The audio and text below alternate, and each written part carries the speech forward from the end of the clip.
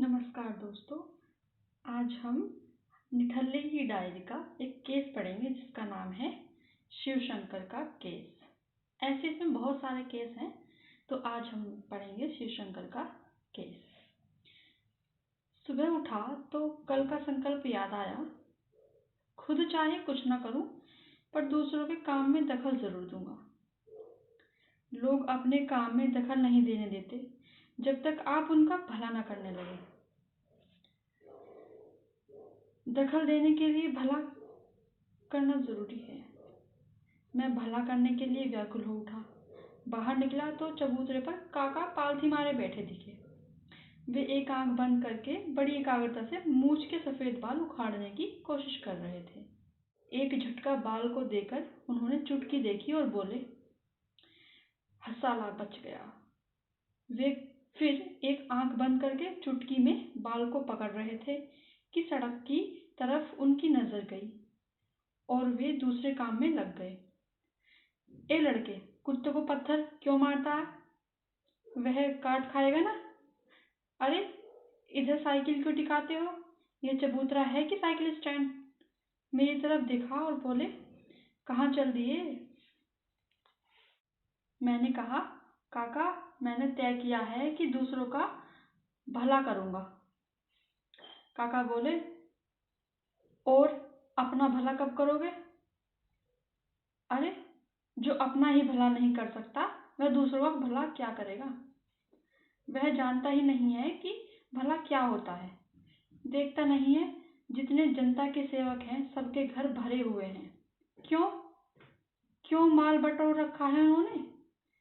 इसलिए कि अपने पास धन होगा तभी यह समझ में आएगा कि धन का क्या महत्व है, और तभी निर्धन जनता की हालत सुधारने को स्फूर्ति पैदा होगी। मैंने कहा, मगर मैंने तो सुना है कि अपना सर्वस्व त्याग कर दूसरों का भला किया जाता है। काका बोले, गलत सुना है। तूने सुना होगा पर मैंने तो देखा है। सेवक जी की जनता है जिनकी चौक में त्रिमंजिली इमारत बनी हुई है। आजादी की लड़ाई के जमाने के नेता हैं वो। तब वे गरीब किसानों और मजदूरों के जुलूस निकाला करते थे और नारे लगवाते थे, इंकलाब जिंदाबाद, उजड़े घर होंगे आबाद। अभी एक दिन किसान मजदूरों ने उन्हें घेर लिया और कहा, सेवक जी आप हमसे नारा लगवाते थे, इंकलाब जिंदाबाद, उजड़े घर होंगे आबाद। तो इनकलाब हो गया, मगर हमारे घर तो वैसे के वैसे ही हैं। वैसे ही गंदे झोपड़ों और कमरों में हम अभी भी रहते हैं। सेवक जी ने शांति से बात सुनी और कहा, अरे तुम लोगों को बड़ी गलतफहमी हो गई। वह नारा तो मैंने अपने घर के बारे में लगवाया था, और तुम देख ही रहे हो कि मेरा वह तिमंजिला मकान खड़ा हो गया है। तुम क्या यह समझे कि वह नारा तुम्हारे घरों के बारे में था? तो हातिम साहब पहले अपना बाद में दूसरे का। भगवान ने अपने लिए पहले गरुड़ का इंतजाम कर लिया, तब मनुष्य की सवारी के लिए घोड़ा बनाया। तब कहीं अभी हाल में 40 साल पहले आदमी को हवाई जहाज बनाने दिया। तुम शायद यह विश्वास करते हो कि कबीर महात्मा थे, त्यागी थे। वे खुद भूखे रह जाते थे पर दूसरों को खिला देते थे। तुम उन्हें समझे ही नहीं। वे इतने बुद्धू नहीं थे जितना तुम उन्हें समझते हो। उनका दोहा है, साईं इतना दीजियो जामे कुटुम समाए, मैं भी भूखा ना रहूं साधु न भूखा जाए। जरा गौर करो, कितनी चालाकी से भरा दोहा है यह। पहले तो उन्होंने कुटुंब का इंतजाम कर लिया, फिर अपना, मैं भी भूखा ना रहूं, और इसके बाद बचे तो साधु ना भूखा जाए। अपने और परिवार के बाद उन्हें साधु की याद आई, और तुम कहते हो वे खुद भूखा रहकर दूसरों को खिलाते थे। काका ने फिर एक आंख बंद की और सफेद बाल को चुटकी में पकड़ा। मैंने उनकी व्यस्तता का फायदा उठाया और खिसक लिया। सोचा, इस मोहल्ले में सबसे असहाय वह मौसी है जो बूढ़ी है, बीमार है और अकेली है। उसका भला करना चाहिए। मैं मौसी के घर पहुंचा, पुकारा, मौसी। मौसी कड़कड़ाई, और कौन है रे? मौसी ज्यों ज्यों बूढ़ी और बीमार होती गई है, त्यों तो निर्मम और कर्कश होती गई है। ममता भी शक्ति के साथ चलती है। निर्बल का क्या प्रेम, क्या ममता और क्या सहानुभूति। मैंने कहा, चल तुझे डॉक्टर के पास ले चलता हूँ। उसने कहा, अरे अब क्या डॉक्टर के पास जाऊं, अब तो भगवान के पास ही जाऊंगी बेटा। मैंने कहा, मौसी क्या तू जीने से बिल्कुल उब गई? मौसी ने कहा, हाँ रे, अब तो जल्दी मौत आ जाए तो ठीक रहे। मैंने कहा, तो मौसी ला, मैं तेरा गला घोट देता हूँ। तो मौसी भन्ना उठी, तेरे मुंह में आग क्यों नहीं लगती रे? मैंने कहा, नाराज ना हो मौसी, मैं तो तेरा भला करना चाहता हूँ, घुटवाने में तकलीफ हो तो जहला देता हूँ। अब मौसी मुझे गाली देने लगी। मैंने कहा, मौसी ना तू जीना चाहती है ना मरना चाहती है, ना दवा खाती है ना जहर, आखिर मैं तेरा भला किस तरह करूं? तो मौसी टर्राई, मैं ही मिली हूं तुझे भला करने को, इतने लोग पड़े हैं उनका भला क्यों नहीं करता? गणेश अब जो है गणेश बाबू के पास पहुंचा। गणेश बाबू, आप कह रहे थे कि आपकी तरक्की रुकी हुई है, चलिए सेक्रेटरी से कहकर करवा दूं। तरक्की तो पिछले महीने हो चुकी है, अब सत्यनारायण कथा भी हो गई है, तो एक तरक्की और दिलवा देता हूँ। इतनी जल्दी जल्दी तरक्की नहीं होती। वाजपेयी जी के पास पहुंचा। वाजपेयी जी, आपके बच्चों को स्कूल में भर्ती करा देता हूँ। आप किस दुनिया में रहते हैं? भर्ती तो जुलाई में हो चुकी, यह अगस्त का चौथा हफ्ता है। कोई ऐसा नहीं मिला जिसका भला मैं कर सकूं। घर लौट आया। अब मुझे समझ में आया कि लोग स्वार्थी क्यों हो जाते हैं। वे दूसरों का भला करना चाहते हैं, पर कोई उनसे भला कराने को तैयार नहीं होता।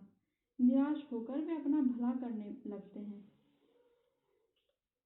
लोग उनकी निंदा करते हैं, पर वे दया के पात्र हैं। वे मजबूरी में स्वार्थी हो गए। मोहल्ले में शायद खबर फैल गई थी। दोपहर को एक आदमी आया और बोला, सुना है आप किसी का भला करने के लिए सवेरे से विकल हैं, पर कोई फंस नहीं रहा है। मैं अपना भला करा लेता हूँ, कितने रुपए देंगे? मैंने कहा, रुपए तो मेरे पास है नहीं, तुम चाहो तो भला कराकर मुझे 5 जूते मार लेना। उससे सौदा नहीं पटा। आखिर तीसरे पहर शिवशंकर बाबू आए। उनका विकास शहर में दिखता है। 1 से 3 मकान हो चुके हैं। मिसेज शिवशंकर का भी खूब विकास हुआ है। कपड़े छोटे पड़ जाते, जायदाद की जांच होती है तो शिवशंकर कह देते हैं ससुराल की तरफ से मिली है। न जाने ऐसे ससुर किस कोने में रहते हैं जो जिंदगी भर किस्तों में दहेज देते हैं, और वे हमेशा सरकार के कुछ महकमों के अफसरों की बेटी से क्यों ब्याह देते हैं। शिवशंकर बाबू ने कहा, आप भला करना चाहते हैं ना, तो मेरा भला कीजिए। मेरा तबादला एक बहुत खराब जगह हो गया है, मुझे किसी अच्छी जगह भिजवाइए। मैं बहुत खुश हुआ। शाम को बड़े साहब के बंगले में पहुंच गया। वे लॉन में खड़े थे, दोनों हाथ पतलून की जेब में डाले थे। मैंने पूछा, आप लोग पतलून की जेब में हाथ डाले क्यों रहते हैं? तो साहब ने कहा, हाथ इतने गंदे होते हैं, उन्हें छिपाए रहते हैं। वे डूबते सूरज को इस तरह देख रहे थे जैसे उनका चपरासी हो। उन्होंने आसमान को ऐसे देखा जैसे वह उनके सामने क्लर्की का इंटरव्यू देने आया हो। मैंने कहा, आप खुलकर फूल क्यों नहीं तोड़ते, खुलकर उसे क्यों नहीं सूंघते? साहब ने जवाब दिया, कई सालों का ऐसा अभ्यास पड़ गया है कि अपने ही बगीचे का फूल तोड़ते जी धड़कता है। कैसा लगता है? ऐसा लगता है जैसे पौधे से घूस ले रहे हैं। उनके मुख पर चौकस मुस्कान आ गई है। कहिए, क्या काम है? मुझे आपने पहचाना नहीं? No, I don't remember. पिछले साल आपका एक स्कैंडल अखबार में छपने आया था जिसे मैंने रुकवाया था।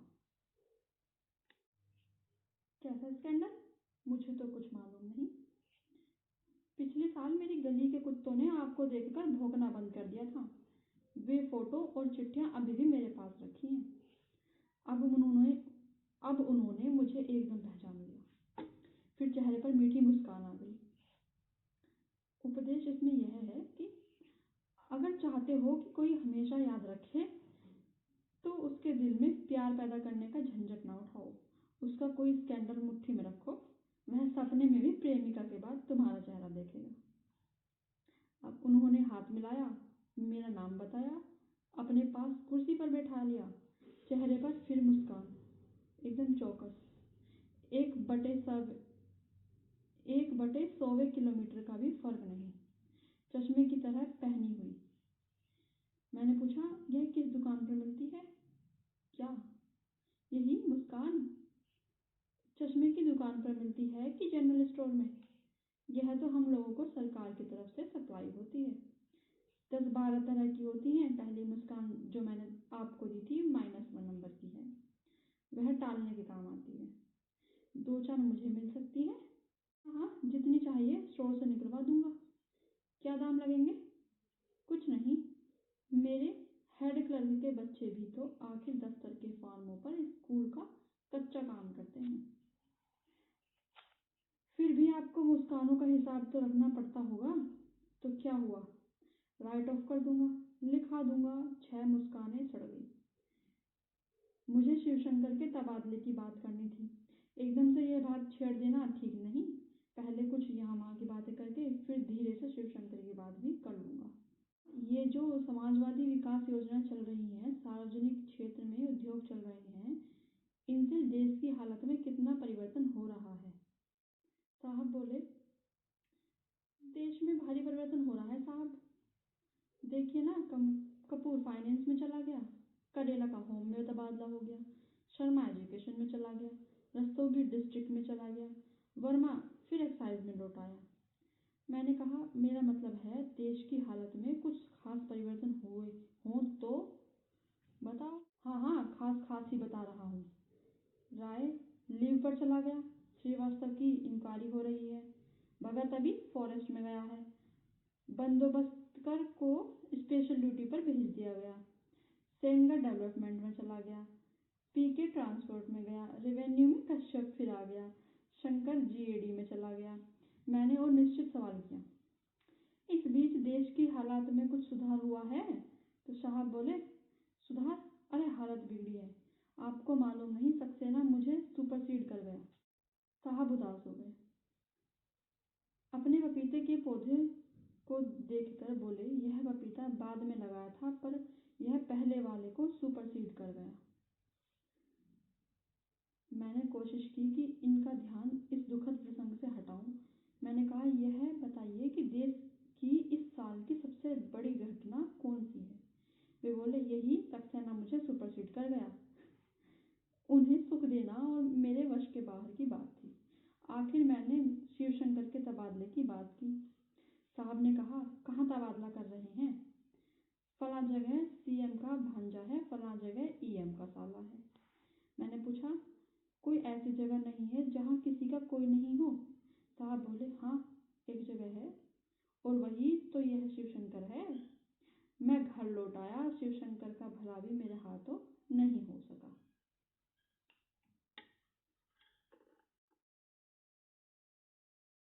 तो अब इस कहानी का एक सार निकल के आता है, वो ये है मेरे हिसाब से कि कुछ लोग ऐसे होते हैं जो बेवजह ही आपको परेशान करते हैं।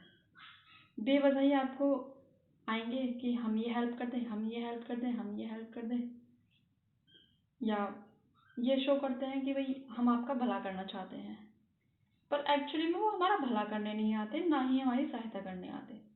वो हमें परेशान करने आते हैं और हमारे रास्तों से भटकाने आते हैं। तो हमें शायद इन जैसे लोगों पर ध्यान नहीं देना चाहिए और अपने जो हम काम करते हैं उनको करते रहना चाहिए।